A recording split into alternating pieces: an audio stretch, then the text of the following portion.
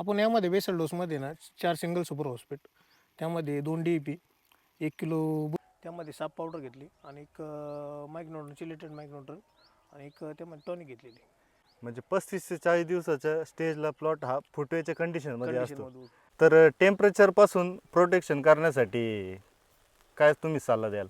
Sir एकरी रोपांची संख्या आपल्याला 2.5 लाखापर्यंत पाहिजे. अच्छा. हां. नमस्कार मित्रांनो, आज आपण नेवासा तालुक्यातील पाचेगाव या ठिकाणी आलो आहेत. तर तुम्ही माझ्या पाठीमागे बघू शकता, येथे जवळजवळ 50 ते 55 दिवसाचा उत्तम प्रकारचा डेव्हलप केलेला कांद्याचा प्लॉट आपल्याला बघायला मिळतो. तर ह्या प्लॉटला कोणती ट्रीटमेंट कशा पद्धतीने झाली आहेत, याचा बेसल डोस, याला फवारणीचं नियोजन कसं केलं आहे, हे संपूर्ण व्यवस्थापन आपण या व्हिडिओमध्ये बघणार आहोत. त्यामुळे व्हिडिओ हा शेवटपर्यंत बघा आणि आवडल्यास नक्कीच लाईक, शेअर, सबस्क्राईब करा. तर मित्रांनो, आपल्यासोबत आहे ह्या प्लॉटचे शेतकरी. तर दादा, तुमचा एकदा परिचय द्या. माझे नाव अमोल तुळशीराम काळे, राहणार गोणेगाव. आणि आपल्यासोबतच आहे ज्यांनी हा प्लॉट कन्सल्टिंग केला आहे, त्रिमूर्ती ॲग्रो सर्व्हिसेसचे मालक. दादा, तुमचा एकदा परिचय द्या. नमस्कार, माझे नाव प्रणय बाबासाहेब रोडे, राहणार गोणेगाव. तर दादा नमस्कार. नमस्कार. तुम्ही ह्या ज्या प्लॉटला कन्सल्टिंग केली आहे, तर याची लागवड कधी झाली होती? हिची लागवड सरासरी डिसेंबर महिन्याचे 25-26 तारखेच्या आसपास आहे. अच्छा. आणि आज रोजी या प्लॉटचं वय किती? सरासरी एक 50 ते 55 दिवस असेल. तर प्लॉट हा उत्तम प्रकारे डेव्हलप झाला आहे. जवळजवळ मी बघितलं, एक 10 ते 12 फुटापर्यंत प्लॉट गेला आहे. आणि जे आपण म्हणतो मानाची सुद्धा आहे ना, पायाच्या अंगठ्यावानी जाडी ही झाली आहे. तर दादा, या प्लॉटमध्ये बेसल डोस कोणता टाकला होता? आपण यामध्ये बेसल डोसमध्ये ना 4 सिंगल सुपर फॉस्फेट, त्यामध्ये 2 DAP, 1 किलो बुरशीनाशक म्हणजे ब्ल्यू कॉपर आणि त्यासोबत 25 किलो बेन्सल घेतलेलं आहे. सध्या बेसल डोसमध्ये एवढंच आपण रिकमेंड केलेलं आहे. तर दादा, बेसल डोस झाल्याच्या नंतर याला परत डोस केला आहे का? त्याला आपण अमोनियल एक डोस केलेला आहे. तर दादा, जो आंबवणीचा डोस आहे तो काय केलेला आहे? तो आपण एकरी ना 24 2 गुणी घेतलेले आहे. अच्छा. त्यामध्ये ह्युमिक घेतले 25 किलो आणि त्यानंतर त्यामध्ये 1 गुणी सिलिकॉन घेतलेले आहे. असा आपण अमोनियाचा डोस केलेला आहे. तर दादा, या प्लॉटमध्ये फवारणी किती झाली आहे बुरशीनाशक आणि कीटकनाशकचे? या प्लॉटमध्ये फवारणी सरासरी 2 स्प्रे झालेली आहे आपली. अच्छा. ती कुठली कुठली झाली?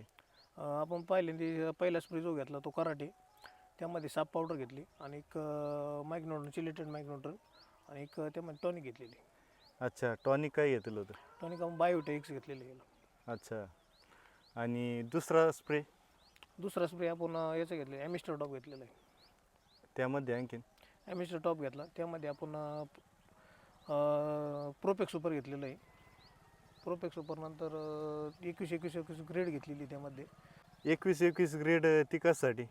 ती आदर्शकाची ग्रेड आहे. त्याने पात वगैरे वाढती, प्लस पातीतले जो फुटवीची संख्या आहे ती वाढती आणि प्लॉट ग्रेनर ठेवण्यासाठी आपण तो घेतलेला आहे. अच्छा. आणि किती दिवसाचं प्लॉट स्टेजला असताना घेतलं होतं? तो सरासरी एक 35 ते 40 दिवसाच्या अंतर. अच्छा. म्हणजे 35 ते 40 दिवसाच्या स्टेजला प्लॉट हा फुटवेच्या कंडिशनमध्ये असतो. कंडिशनमधून त्यामध्ये तुम्ही ही ग्रेड टाकली ती होती. ग्रेड टाकली आणि त्यामध्ये आपण खालून त्यांना पाट पाण्याद्वारे 12-61 दिलेली, एकरी 5 किलो. तर दादा, एकरी रोपांची संख्या टनेज वाढण्यासाठी किती पाहिजे? सरासरी एकरी रोपाची संख्या 2.5 लाखापर्यंत पाहिजे. 2.5 लाखापर्यंत. बरकून लागवड करून घेतो, त्यामध्ये किती पाहिजे साधारण? लेबर करून लागवड जर करून घेतो तर आपण त्यामध्ये एका स्क्वेअर फुटामध्ये 5 ते 6 रोपं बसली पाहिजे. सर एकरी रोपांची संख्या आपल्याला 2.5 लाखापर्यंत पाहिजे. अच्छा. हां. त्यामध्ये एका स्क्वेअर फुटामध्ये सरासरी 4 ते 5 रोपं पाहिजे. आणि जेवढे जरी रोपाची मर जरी वगैरे जर झाली, हां. 10% जरी मर म्हणलो आपण, 10 ते 20 हजार रोपं जरी मरमध्ये गेली आणि बाकीची रोपं जी आहे 2,30,000 सरासरी, हां. 2,30,000 रोपं जरी धरली तर आपण कॅल्क्युलेशन जर केलं, सरासरी आपली साईज मिडियम जरी राहिली, 80 ते 90 ग्रॅमची जरी साईज झाली, त्यामध्ये आपण सरासरी 18 ते 20 टनापर्यंत ॲव्हरेज काढू शकतो. म्हणजे साधारण तुमचं असं म्हणणं आहे, 2.2 लाख रोपाची संख्या बसली पाहिजे. 2.2 लाख रोपाची संख्या बसली तर एका कांद्याला 10 ते 12 जरी फुटवे आपण धरले तर एक कांद्याची पात जवळजवळ 10 ग्रॅमचा कांदा तयार करतो. तर कांद्याचं टनेज जातं, एका कांद्याचं 90 ते 100 ग्रॅमपर्यंत जातं. आणि तसं प्लॉटमध्ये सगळे कांदे काय सारखे नसतात, एकसारखं नसतात. काहीची संख्या 100 प्लस जातात, काहीचे आता असतात 100 ग्रॅमच्या आतमध्ये. आणि जास्तीत जास्त शेतकरी असं टनेज काढू शकतो. 100%. तर दादा, टेम्परेचरमध्ये ना शेतकऱ्यांना आहे ना टनेजमध्ये सुद्धा खूप प्रॉब्लेम येतो. तर टेम्परेचरपासून प्रोटेक्शन करण्यासाठी काय तुम्ही सल्ला द्याल? त्यामध्ये आपण आहे ना टेम्परेचरसाठी ऑर्थोसिलिक ॲसिड किंवा सिलिकॉन वापरू शकतो. अच्छा. हां, त्यामध्ये टेम्परेचरमध्ये पिकाची सुरक्षा वाढते त्यामध्ये. हां, म्हणजे सिलिकॉनने काय फायदा होतो? सिलिकॉनचे काम असे जे कोटिंग करतं सिलिकॉन, याला जी पात असते ना तर कोटिंग करतं आणि पात टाईट ठेवण्याचं काम करतं सिलिकॉन.